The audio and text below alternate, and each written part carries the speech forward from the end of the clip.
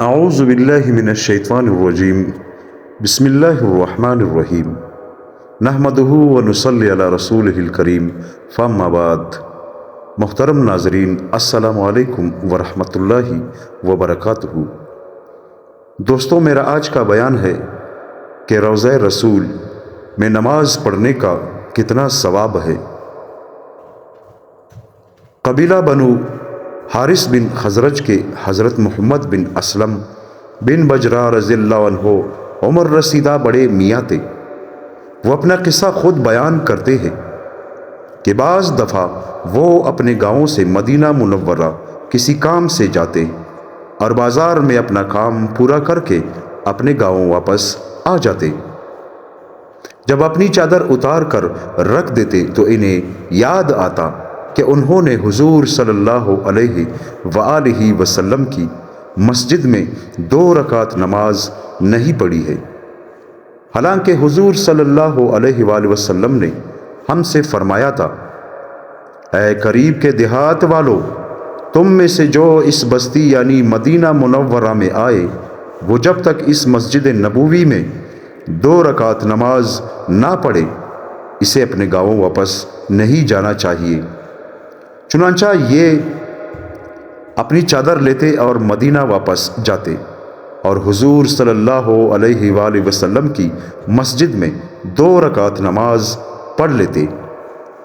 حضرت مغیرہ بن شعبہ رضی اللہ عنہ فرماتے ہیں، میں نے انصار کی ایک لڑکی سے منگنی کی اور پھر حضور صلی اللہ علیہ وآلہ وسلم سے اس کا تذکرہ کیا۔ حضور صلی اللہ علیہ وآلہ وسلم نے فرمایا،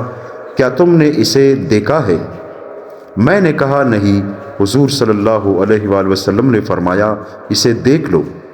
اس سے تم دونوں کے درمیان محبت اور جوڑ بڑھے گا۔ میں نے اس لڑکی کے گھر جا کر اس کے والدین سے اس کا تذکرہ کیا۔ وہ دونوں حیران ہو کر ایک دوسرے کو دیکھنے لگے اور لڑکی دکھانے میں شرم محسوس کرنے لگے، اس لیے میں کھڑا ہو کر گھر سے باہر آ گیا۔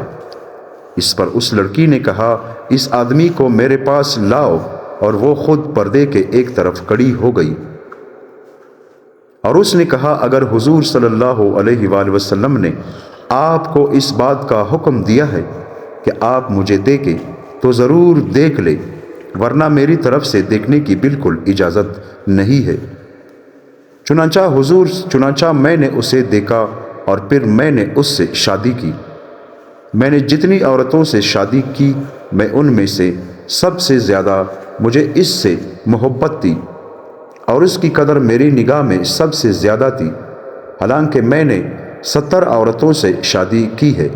ایک وقت میں 4 سے زیادہ بیویاں نہیں ہوتی تھی۔ ابو داؤد میں یہ روایت ہے کہ حضرت معرور بن سوید رحمۃ اللہ علیہ کہتے ہیں، میں نے ربضہ بستی میں حضرت ابو ذر رضی اللہ عنہ کو دیکھا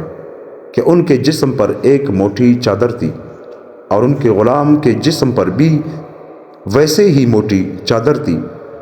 لوگوں نے کہا، اے ابو ذر، اگر آپ اپنے غلام والی چادر لے کر اپنی اس چادر کے ساتھ ملا کر خود پہن لیتے تو آپ کا جوڑا پورا ہو جاتا، اور اپنے غلام کو کوئی اور کپڑا پہننے کو دے دیتے۔ تو حضرت ابو ذر نے فرمایا، ایک مرتبہ میں نے ایک آدمی کو گالی دی اور اس کی ماں عجمی تھی، میں نے اسے ماں کے نام سے آر دلائی۔ یہ دوسرے آدمی حضرت بلال رضی اللہ عنہ تھے، تو ان سے کہہ دیا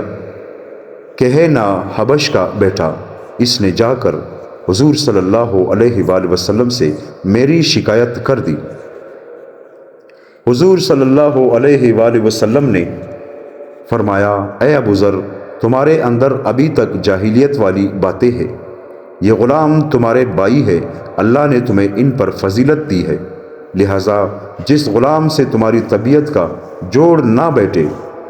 تم اسے بیچ دو اور اللہ کی مخلوق کو مت ستاؤ۔ بخاری، مسلم اور ترمذی کی روایت میں ہے کہ حضور صلی اللہ علیہ وآلہ وسلم نے فرمایا، یہ غلام تمہارے بھائی ہے، اللہ نے انہیں تمہارا ماتحت بنایا ہے، تو اللہ تعالیٰ جس کے بھائی کو اس کا ماتحت بنائے تو اسے چاہیے کہ وہ کہ جو وہ خود کھاتا ہو اس میں سے اپنے ماتحت بھائی کو کھلائے، اور جو وہ خود پہنتا ہے اسی میں سے اپنے بھائی کو پہنائے، اور اسے ایسا کام نہ کہے جو اس کے طاقت سے زیادہ ہو، اور اگر اسے ایسا کام کہہ دے تو پھر اس کی اس کام میں مدد کرے۔ دوستو، اللہ تعالی ہم سب کو ان باتوں پر عمل کرنے کی توفیق عطا فرمائے۔ دوستو، نبی کریم صلی اللہ علیہ وآلہ وسلم نے جو صحابہ سے فرمایا تھا کہ یعنی جو خود پہنو وہ اپنے نوکروں کو بھی پہنا دو، یعنی اپنے غلاموں کو،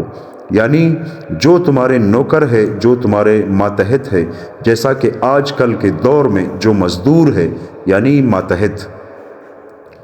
ان کو یعنی کم نظر سے نہ دیکھو، بلکہ ان کی بھی اسی طرح عزت کیا کرو جیسا کہ وہ لوگ آپ کی عزت کرتے ہیں۔ نبی کریم صلی اللہ علیہ وآلہ وسلم کا ایک اور حدیث ہے کہ اگر تم چاہتے ہو کہ قیامت میں میں سرخ روح ہو جاؤں تو سب سے پہلے ایک کام کرنا، جو اپنے لیے پسند کرتے ہو وہ اپنے دوسرے بھائی کے لیے بھی پسند کرو۔ اگر اپنے لیے نفع پسند کرتے ہو اور دوسروں کے لیے نقصان پسند کرتے ہو تو یہ آپ کی ہلاکت کا ذریعہ بن سکتی ہے، کیونکہ قیامت کے دن سب سے زیادہ جو سختی ہوگی وہ معاملات پر ہوگی،